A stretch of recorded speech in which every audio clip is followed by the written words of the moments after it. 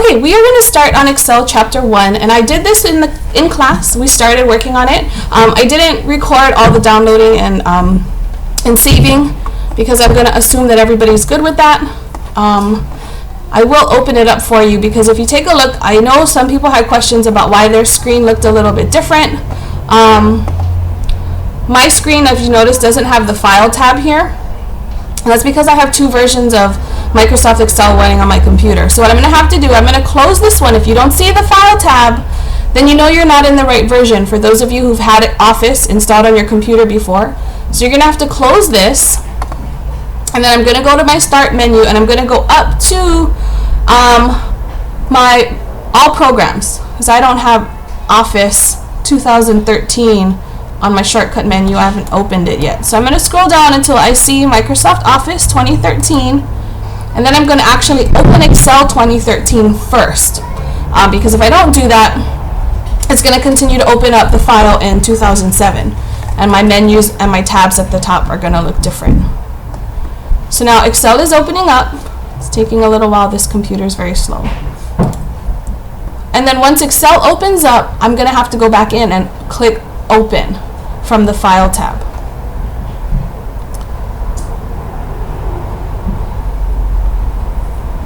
It's going to take a second. I'm going to pause.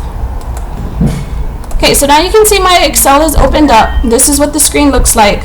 I'm going to have to go down to the bottom over here where it says Open Other Workbooks. I'm going to click on that. And then I'm going to go to my files are downloaded into my Downloads folder. So I'm going to click on Computer and go to Downloads. And it's this Eller Software Services file. That's the one I need for the project that we're going to work on right now. So now when I opened it, it looks very different. I get this Enable Editing toolbar at the top. I have my File tab. So I'm going to click Enable Editing, and now my tabs and my ribbons at the top look the way that they're supposed to. If you open it up in 2007, or if you just click it from Google Chrome, it probably won't open in 2013 if you've never used it before. So now we can go ahead and get started on the instructions. I'm going to go to the File tab and go to Save As. I'm going to choose my desktop and then just save. And then we're going to jump right into step number 3 because we just did the saving. Step number 3 says Apply a Theme. So we're going to go to the Page Layout tab, and we're going to go to the Themes button, and we're looking for Retrospect. In class, I shared with everybody you won't notice a change. So you notice nothing really happened when I chose the theme. You'll notice it show up later when we apply a background to some of the cells. When you apply a background, the themes affect what colors appear in your color choices. So that's basically step number 3. Step number 4 says Enter and Format Data. So if you look at the instructions, they usually give you what we call cell addresses. And so it says in step 4A, select E5. What you're looking for is column E, row 5.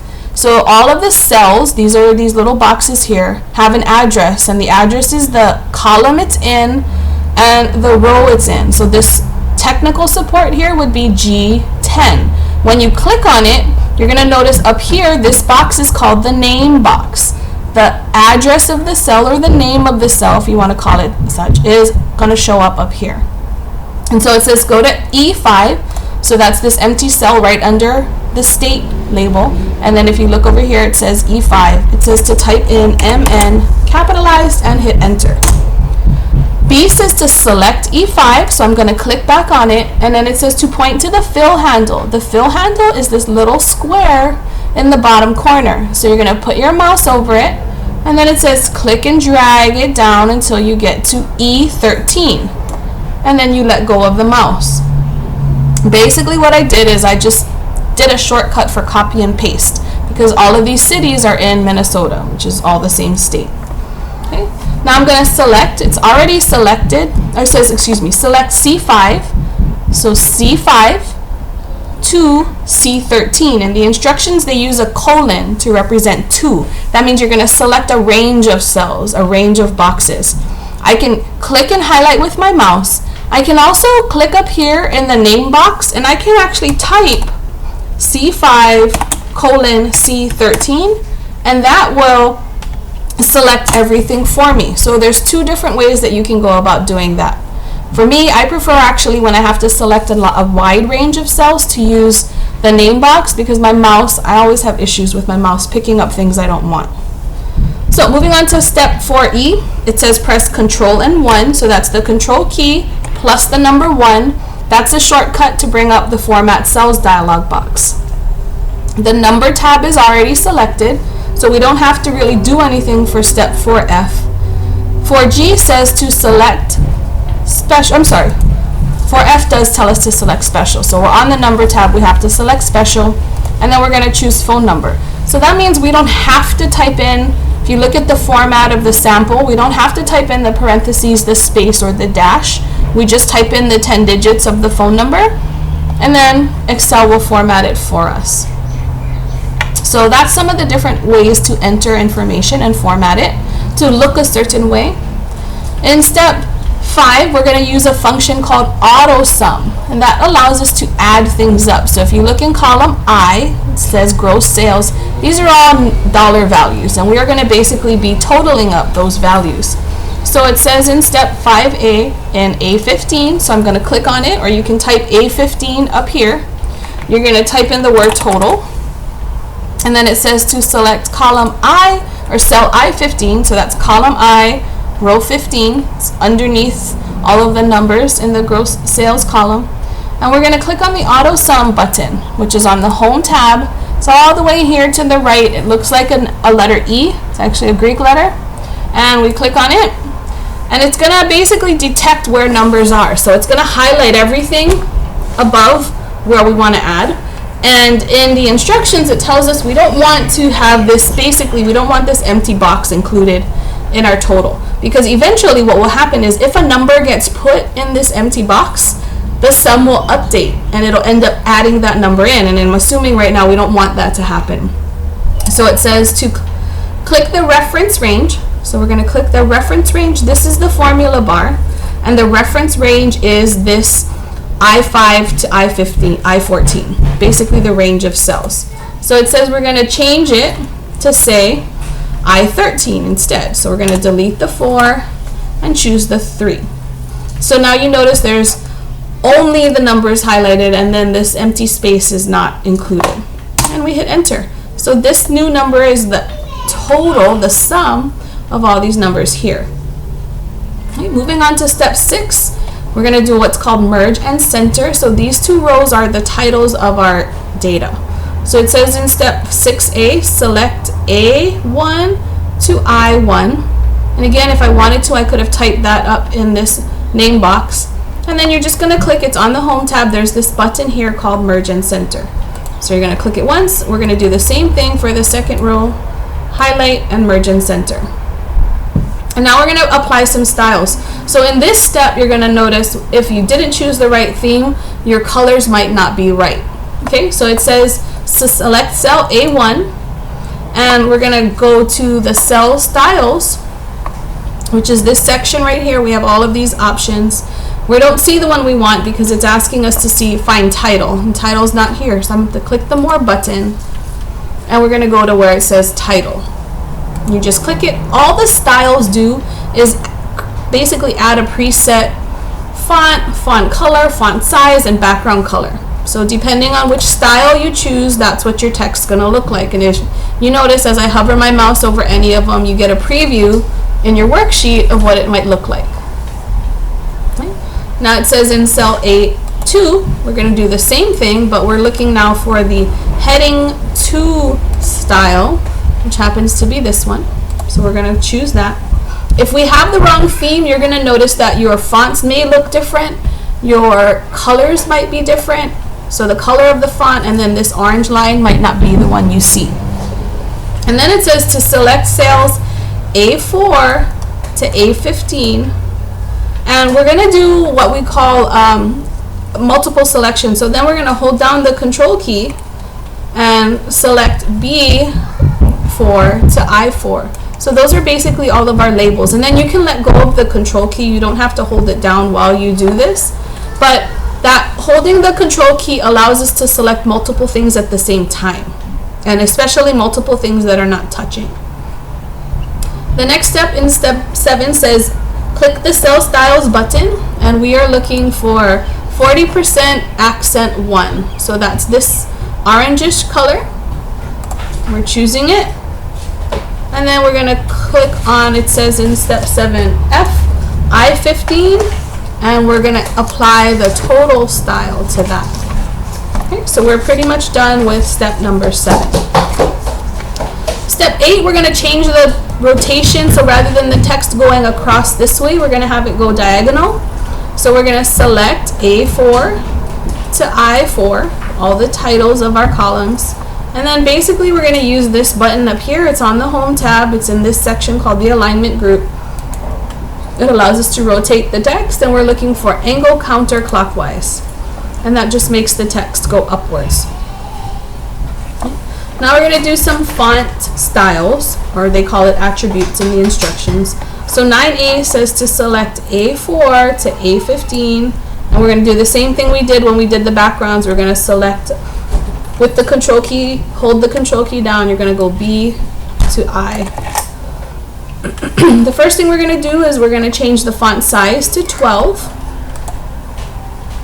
We're going to choose Verdana as the font, so I'm going to type it in so I can find it, and then we're going to change that to bold. Okay, so I just did all of the steps in 9, from 9A through 9D, and that nothing is different than what you would do in Word or PowerPoint. You're still using all the stuff on the font, on the Home tab in the font group. 9E says to select non-adjacent cell ranges, so we're going to select from C5 to C13, and then it also says, so we're going to hold the control key down, that's how we select non-adjacent ranges, from E5 to F13. So it's all the phone numbers, states, and zip codes, and we're going to center them. And then it says to click A1 and A2, which are two titles up at the top, and we're going to do the increase font size. That's this bigger letter A next to the font actual number. Increase font. We're going to click it 2 times. So 1, 2. And that's done with step 9. Now we're going to do some number formatting so that these in the gross sales column actually show up with dollar signs and commas. So we're going to highlight all of the numbers in that column, and then we're going to choose the comma style, which is basically if you go to the Home tab in this number group, there's a comma, you just click that, and then you're also going to go to select I5,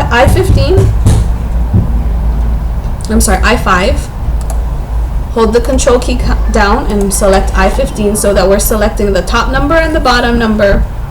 And we're going to open up the format tab we used before when we were doing the phone numbers. So it recognizes that it's an accounting type of a number, so we're just going to add a symbol, just the dollar symbol.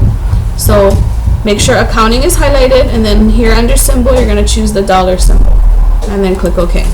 We don't need it all in the middle. And what I want you to notice is that when I did that, all of a sudden this box down here has all these pound signs.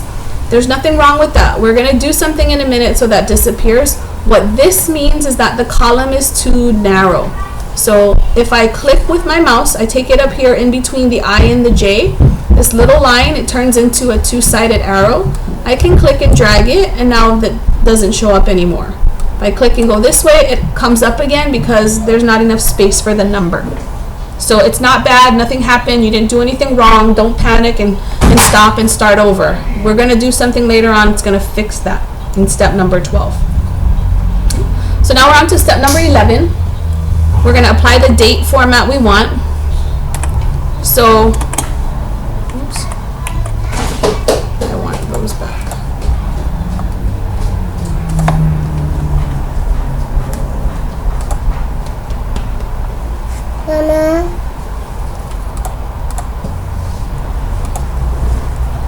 So now we're going to go to the, I want my toolbar.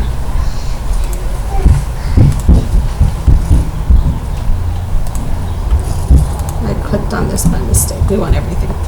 So we're going to highlight. It says in step 11, select H5 to H13.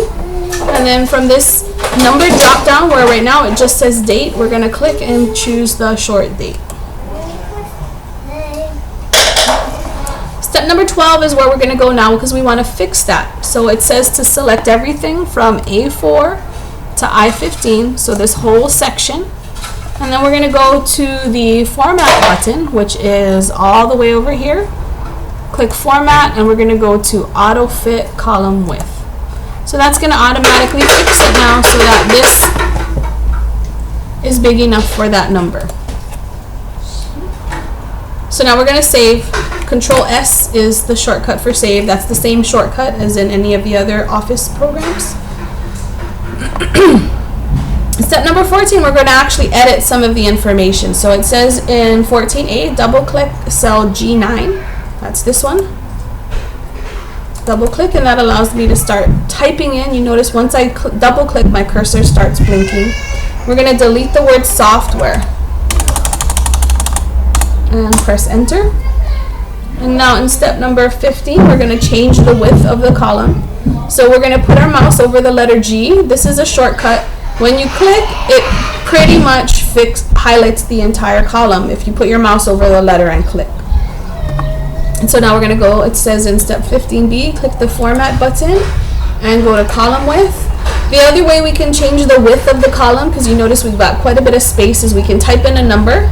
So it says in 15C, type in 31, and it resizes. The trick with that is you have to know what number to type in. Okay, step number 16, looks like there's lots of steps, but it's because we're going to be typing in some information for a row. So in Excel, you can choose if you want to hide rows, especially if you're looking for specific information. If you have 500 addresses in here, maybe you don't want to see all 500. So what we're going to do now is to hide something we don't want to see right at this moment. So we're going to put our mouse over the number 10, and it says in step 16A, right click. So put your mouse over the number 10 and right click. And you get your shortcut menu and you're looking for these two buttons, hide and unhide. We're actually going to hide it right now. So we're going to click hide. And now you notice it goes from 9 to 11. Row 10 is still there, it's just not showing up for us right now. Now we're going to add in a row. So we're going to go to row 11. It says in step 16C, put your mouse over and right click. And we're going to go to the insert option. Now we have an extra row we can start typing in. So it gives us information to type in our instructions. It says to type Hillary Marsh and then her address. And then her phone number. You don't even have to type in the parentheses because it's going to do that for you. Oops, I'm short on number. 203555443. Okay, so after I move, and I'm using the tab key, you can use the arrow keys, you can use your mouse to click to move from cell to cell. St. Cloud. The other thing that's kind of nice about Excel is that if you start typing in a number or a name that's already been typed above, it will allow you to just keep moving and you don't have to type the whole thing.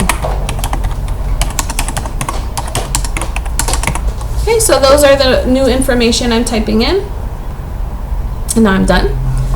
So that's how you enter data, and enter data when you didn't have a row for it. You just right click and click insert.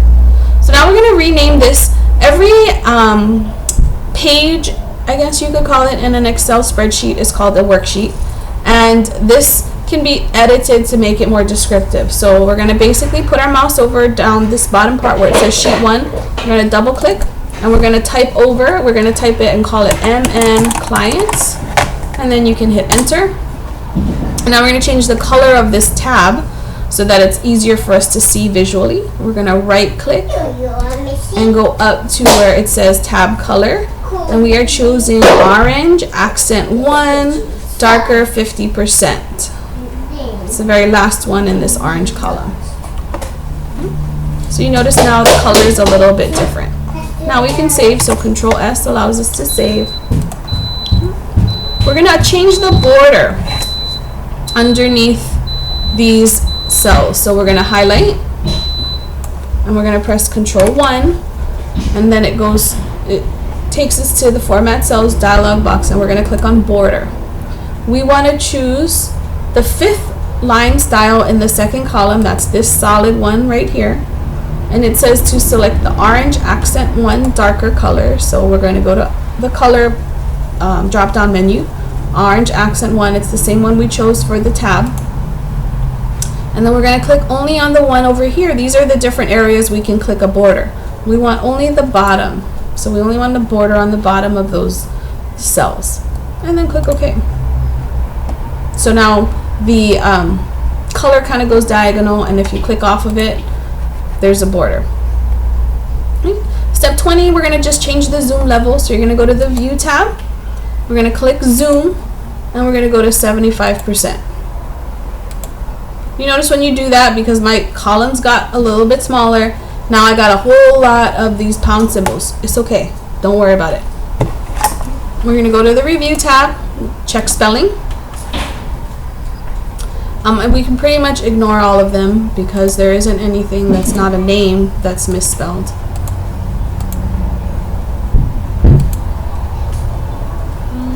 Ignore. Okay. So we're on to step number 22. We want to preview the worksheet because we want to see how it's going to print. So we go to the File tab and choose Print. What you're going to notice is that it's on 2 pages. We don't necessarily want it on 2 pages because it probably could fit on one. So we want to fix how it would print, the page setup. So I'm going to click the back arrow. I'm going to go back and zoom in to 100%, which is the zoom slider here. You notice when I do that now, my numbers are okay. I can see everything, so I don't have to worry about those plus pound signs. So don't worry about them. What you'll also notice now that I've actually print previewed is I have this dotted line running down my page. That shows me how it's going to print. So each of these dotted line sections is a printed page. And I don't want it to print with 2 separate pages. So I'm going to click on Page Layout. And I'm going to actually open up the Page Setup dialog box. So I'm going to click on this launcher. It looks exactly the same pretty much as in Word when you want to change margins. It's all on the Page Layout tab.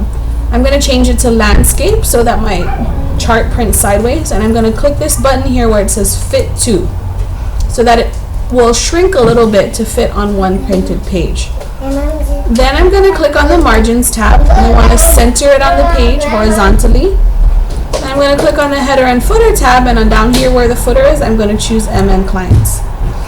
I pretty much did all the steps in step 23. And then click OK. And so now when I did that, you're going to notice if I go back to the File, Print, it's all on one page. Okay, so I'm done with that.